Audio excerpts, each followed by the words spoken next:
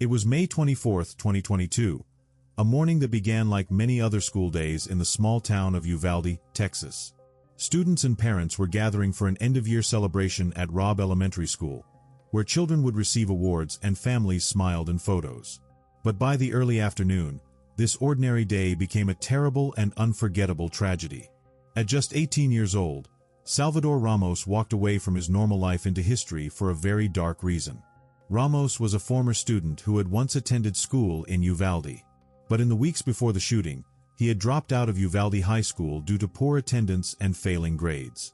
That Tuesday morning, Ramos got into an argument with his 66-year-old grandmother at their home. This argument was about his not graduating from high school. In anger, he shot his grandmother in the face. She survived, was rushed to a hospital in San Antonio, and fought for her life. After that moment, something changed inside Ramos. He got into his grandmother's truck and drove toward Robb Elementary School with a rifle and ammunition. Ramos had legally bought the rifle days after turning 18. Before the shooting, he also sent messages online to someone he knew, hinting at what he was planning to do. About 11:30 a.m., Ramos arrived at Robb Elementary. The school day was going on as usual, with fourth-grade classes in session. Many students were watching a movie in their classroom when the horror began. Ramos entered the school through an unlocked back door and immediately began firing his rifle. In the first moments, Ramos fired more than 100 shots inside the school hallways and into the classrooms. Reports later showed a large number of rounds and ammunition were found at the scene. Inside one classroom, fourth graders and teachers had no idea what was happening. Children described hiding under furniture, covering their ears, and trying not to make noise. Some called 911, begging for police to come and help them. One child told the operator which room they were in, saying people were already dead. Other students could hear officers in the hallway, but help did not reach them quickly enough. In that classroom and the room next door, 19 young students and 2 teachers lost their lives at the hands of Ramos. Several other students and adults were also wounded during the attack. This made the day one of the deadliest school shootings in United States history. Out in front of the school, people were shocked and very sad. Parents who had dropped off their children smelled trouble when they saw police cars and ambulances rushing toward the building. Some parents waited for hours, not knowing if their child was alive or dead. Many cried, prayed, and held each other, waiting for any news. One of the most controversial parts of this tragedy was how long it took to stop Ramos. Even though dozens of police officers and agents were on the scene, they did not immediately enter the classroom to stop the shooter. Investigations later showed that officers waited more than an hour before confronting him. Finally, members of the U.S. Border Patrol Tactical Unit entered the room and shot Ramos, ending the attack about 77 minutes after he began. Investigators and lawmakers later called the police response a failure, saying that faster action might have saved lives. A state investigation found serious errors in how officers handled the situation, including poor communication and decisions that left children inside the classroom for too long. The community of Uvalde was shattered by this violence. Families buried children and teachers, friends mourned classmates, and a small town struggled to understand how such horror could happen at a place meant to be safe. In the months and years that followed, several lawsuits and legal actions were filed by families of the victims. In 2025, the city approved a settlement that offered financial help to the victims' families and required better police training and mental health services. The school itself was eventually closed and demolished because its walls had become a painful reminder of what had happened. A new school, Legacy Elementary School, was built in its place to honor the memories of those who died. Today, the memory of that day lives on. Parents, teachers, and students remember the children who lost their lives, their names, their laughter, and their futures that were never meant to end so soon. The event continues to be a part of national discussions about school safety, gun laws, and mental health, issues that many people believe must change to prevent another tragedy like this.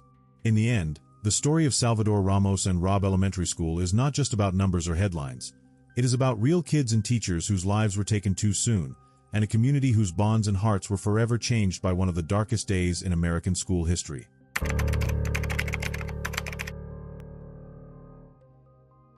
It was a normal Wednesday morning at Evergreen High School in Colorado. Students were getting ready for classes, chatting with friends, and teachers were preparing their lessons. No one could imagine that by mid-morning, the school would face a shocking tragedy. Desmond Holly, 16 years old, brought a revolver into the school. Earlier reports showed that the gun belonged to a family member. Around 10:30 a.m., he began shooting inside the school. His actions were sudden and unexpected, leaving students and staff in panic. 2 students were injured during the shooting. One was a 16-year-old student hit in the shoulder and back, and another was slightly injured while trying to hide. Both were taken immediately to the hospital. Doctors treated their injuries, and thankfully, both survived, though the event left them deeply traumatized. Out in front of the school, teachers and students were shocked and scared. Parents rushed toward the school as news of the shooting spread quickly. Many students were hiding in classrooms, under desks, or in closets. Some called 911, explaining their location and the danger they were in. Emergency responders arrived quickly to secure the school and assist the injured. The shooting lasted only a few minutes, but it created fear and chaos. Students screamed, teachers tried to protect their classes, and everyone waited anxiously for help. Police officers and first responders entered the campus and secured all the buildings. Desmond Holly, after injuring 2 students, took his own life before officers could stop him. Authorities later confirmed that he acted alone, and no other students or staff were killed. The fact that he ended his life brought a grim closure to the immediate danger. After the shooting, investigators looked into Desmond's background. They found that he had been struggling with personal and emotional problems. He had also been active online, where he posted content that suggested fascination with past violent incidents. Experts noted that this might have influenced his actions. The Evergreen High School community was left in shock. Students, teachers, and families struggled to understand why it happened. School counselors were brought in immediately to help students cope with the trauma.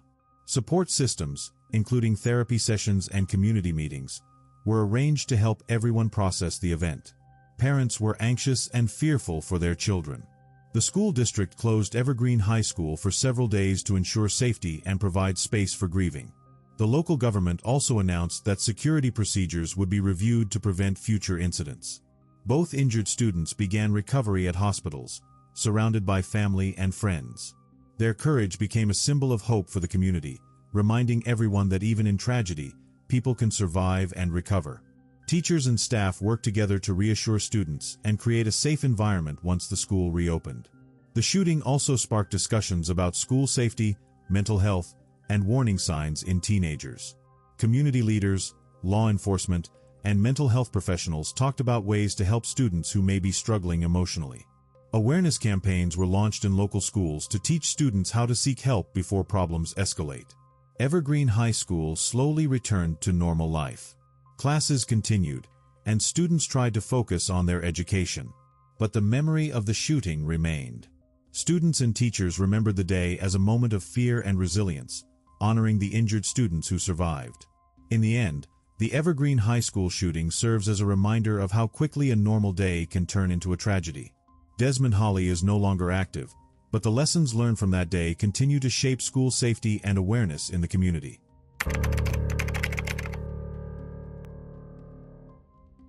On September 4, 2024, a normal Wednesday morning in Winder, Georgia turned into a day of shock and sorrow. At Apalachee High School, students were walking to class, friends were talking, and teachers were starting lessons. It was supposed to be a typical school day. Instead, it became one of the deadliest school shootings in Georgia's history. That morning, Colt Gray, who was only 14 years old at the time, brought a semi-automatic assault-style rifle hidden in his backpack onto the school bus. Investigators later said the gun was wrapped inside a rolled poster board so that it would not be seen. Before the shooting began, Colt left his algebra class when a teacher granted him permission to go to the front office. Instead of going there, he walked into a student restroom, hid for a short time, and then came out with the rifle in his hands. Around 10:18 a.m., Colt approached a classroom door and began firing shots. A student at the door saw the rifle and immediately moved out of the way, keeping others safe. From there, Colt fired multiple rounds inside a classroom and then ran into the hallways, shooting at students and teachers as they tried to escape or hide. In the chaos, 2 students and 2 teachers were killed. 9 others, including students and a teacher, were wounded by gunfire and rushed to hospitals for treatment. Out in front of the school, panic and fear spread fast. Students hid in classrooms or ran to the football field where they were later evacuated. Parents received emergency alerts and rushed toward the campus, desperate to find their children and bring them home safely. Teachers did their best to calm students and follow lockdown procedures. Law enforcement responded within minutes. School resource officers and local police arrived on the scene, entered the hallways, and quickly located Colt. He surrendered without resisting and was taken into custody at the school. After he was arrested, Colt was charged with 4 counts of felony murder, 1 for each person killed, and many other charges related to the shooting. Investigators said he had brought 103 bullets into the school and fired roughly 36 of them during the attack. The investigation later revealed disturbing details about what happened before the shooting. Colt's family had been visited by law enforcement previously in 2023 after tips about possible threats he had made, but at that time police said there was not enough evidence to arrest him. The attack left the Apalachee High School community deeply shaken. Students, teachers, and families struggled with grief and fear. Counselors were brought in to talk to students about their feelings, and the school district closed classes for days to give families time to cope. Students shared memories of the victims, remembering them as friends, classmates, and trusted teachers who cared about their students. Vigils were held outside the school, and community members brought flowers, candles, and notes to honor those who had died. Local and state leaders spoke about the importance of school safety, mental health support, and community awareness. They said that while it is difficult to foresee every tragedy, schools should have strong safety plans and adults should pay attention to students who show signs of distress. The family of Colt Gray also faced intense scrutiny. His father was later charged and convicted for providing the firearm that was used in the attack. Prosecutors argued that he knew his son had violent tendencies and should not have given him access to the weapon. Thousands of miles away, people followed the case in the news, discussing how such violence could be prevented and how schools can be safer places for students and teachers. People talked about recognizing early warning signs, encouraging open communication, and helping students struggling with emotional problems. Over time, Apalachee High School continued classes, but the memory of that day stayed with everyone. Students returned to classrooms, but some halls and doorways reminded them of the tragedy. Many still thought about their friends and teachers who were lost. In the end, Colt Gray was taken into custody and has been charged for his actions, and the community continues to remember the victims and work toward healing.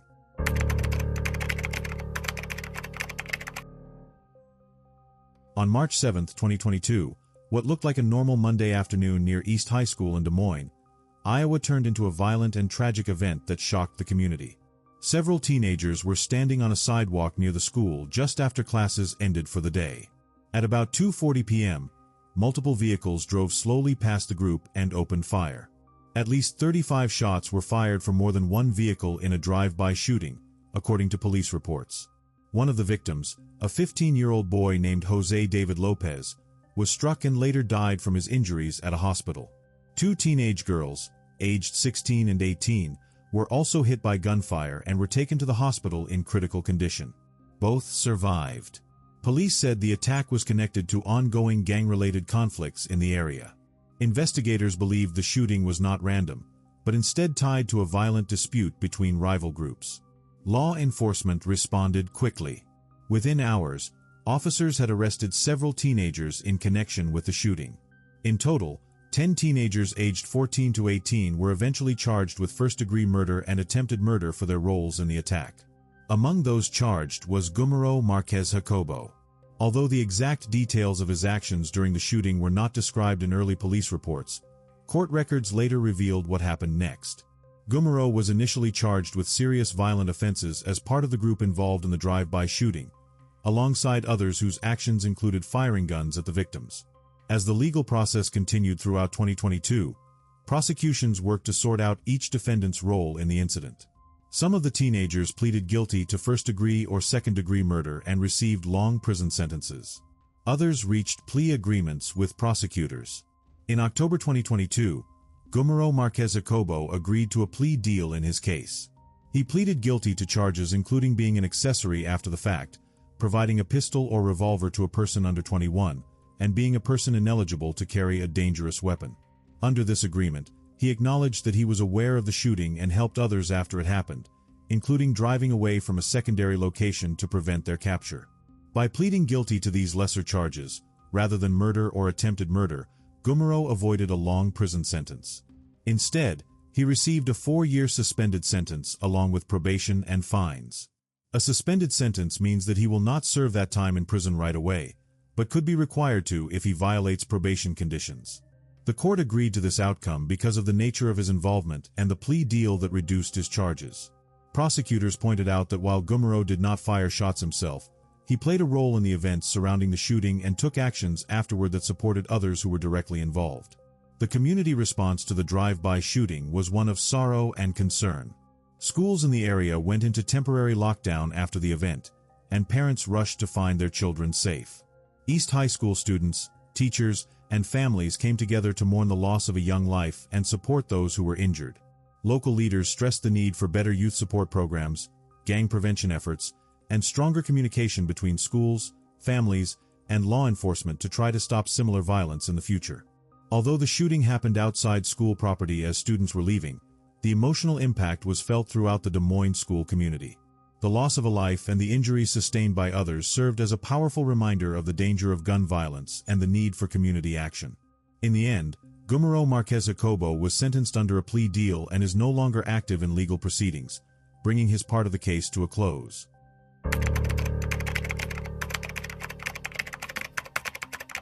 On February 10, 2026, a quiet winter day in Tumbler Ridge, a small mountain town in British Columbia, Canada, turned into one of the deadliest and most shocking events in recent Canadian history. At about 2:20 p.m., an 18-year-old former student named Jesse Van Rutselaar carried out a violent attack that took the lives of several people before they died by their own hand. The day began like most others. Residents were finishing up work, families were preparing for dinner, and students were leaving classrooms after the afternoon bell. But shortly after 2 p.m., something terrible began to unfold that would shake this tight-knit community to its core. Earlier in the day, Jesse killed their own mother and 11-year-old stepbrother at a family home near the school. The killings at the home happened first, and police later confirmed that both victims were shot before Jesse left the property. After the murders at the residence, Jesse walked to Tumbler Ridge Secondary School, a local high school where many of the town's students attended. Once there, they opened fire on students and staff inside the building. In the chaos that followed, multiple people were killed and many more were hurt. According to official reports, 6 people died at the school, including 5 students between the ages of 12 and 13 and a 39-year-old education assistant. A 7th person was initially reported dead on the way to the hospital but was later identified as a survivor. 27 others were injured in the shooting and rushed to hospitals for treatment.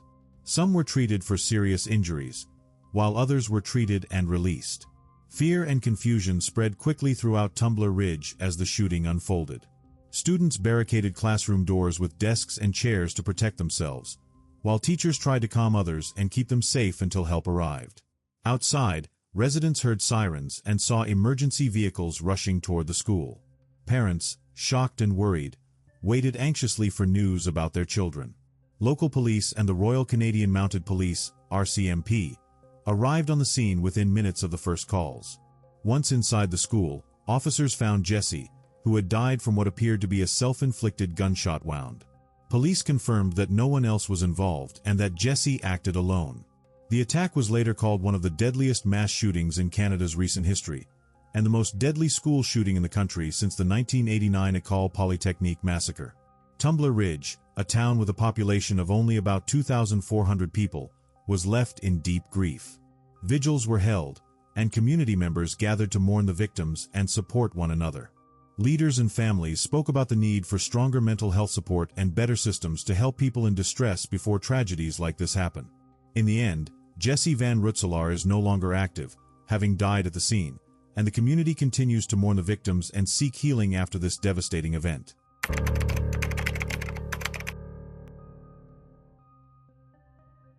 On February 3, 2025, a lunchtime at All Saints Catholic High School in Sheffield, England changed forever for students and families. What started as a regular lunch break turned into a moment of horror that left a community in shock. 15-year-old Mohammed Umar Khan walked into the school courtyard carrying a 13 centimeters hunting knife that he had brought with him that day. Earlier reports from the trial showed that he had taken the blade into the school without permission. During lunch, an argument between him and a fellow pupil, 15-year-old Harvey Wilgoose, escalated into violence. In front of other students, Umar Khan took out the knife and stabbed Harvey twice, once in the chest and once in the abdomen. Harvey lost consciousness very quickly and was pronounced dead at the scene. Fellow pupils fled in shock and fear as teachers and staff tried to help and call emergency services. Police officers arrived at the school and arrested Umar Khan at the scene. He did not try to escape. Officers confirmed that the knife was found in his possession when he was taken into custody. In the weeks after the fatal stabbing, police and prosecutors investigated the case. They learned that the two boys had once been on good terms but had fallen out after disagreements involving other pupils and a social media dispute. The evidence presented in court showed that Umar Khan had brought the knife deliberately and that the attack was not an accident. At Sheffield Crown Court, Umar Khan was found guilty of murder in August 2025. During his sentencing hearing later that year, a judge lifted an anonymity order, normally used to protect the names of young offenders, saying it was in the public interest to name him due to the serious nature of the crime. In October 2025, the judge sentenced Umar Khan to life detention with a minimum term of 16 years before he can be considered for release. The judge told him that carrying a weapon into school and using it in this way had devastating and lasting effects on Harvey's family and the wider community. In the end, Umar Khan is in custody and no longer active, and the community continues to mourn the loss of Harvey Wilgoose.